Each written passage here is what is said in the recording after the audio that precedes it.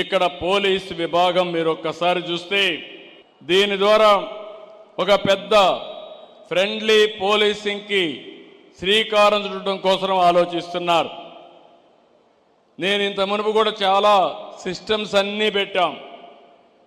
House lock system అని, ఎవరైనా కానీ దొంగలు వస్తారంటే ఇంట్లో నుంచి ఎక్కడన్నా బయట పోయినప్పుడు, లేకపోతే ఓసారి టూరుకు పోయినా బంధువుల ఇంటికి పోయినా పోలీసులకు ఇన్ఫామ్ చేస్తే పోలీసులు ఆ సిస్టమ్ ఇంట్లో పెట్టి ఎవరైనా ఇంటి జోలికి వస్తే ఇమ్మీడియట్గా పోలీస్ స్టేషన్కి అలర్ట్ వస్తే దానిపైన యాక్షన్ తీసుకునే విధంగా పెట్టాం.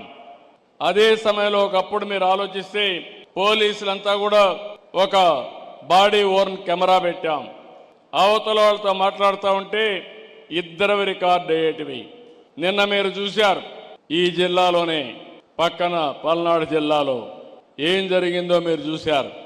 అంటే బుకాయించేసి తప్పు చేసి మళ్ళా ఎదురుదాడి చేస్తున్నారంటే ఎలాంటి విధానాలు ఉన్నాయో మనం ఒక్కసారి గుర్తుపెట్టుకోవాల్సిన అవసరం ఉంది. అందుకనే ఇక్కడ మీరందరూ చూసినప్పుడు నేను ఒకటే మీ అందరికీ హామీ ఇస్తున్నా, టెక్నాలజీతో జీరో క్రైమ్, అది ఏదైనా కావచ్చు. రేపు రాబోయే రోజులు ఇష్టానుసారంగా గంజాయి అమ్మతాం, గంజాయి సేవిస్తాం, గంజాయి పండిస్తాం. మమ్మల్ని అడగద్దంటే మాత్రం కుదరదు, తాట తీస్తామని మరొక్కసారి హెచ్చరిస్తున్న వీళ్ళందరినీ.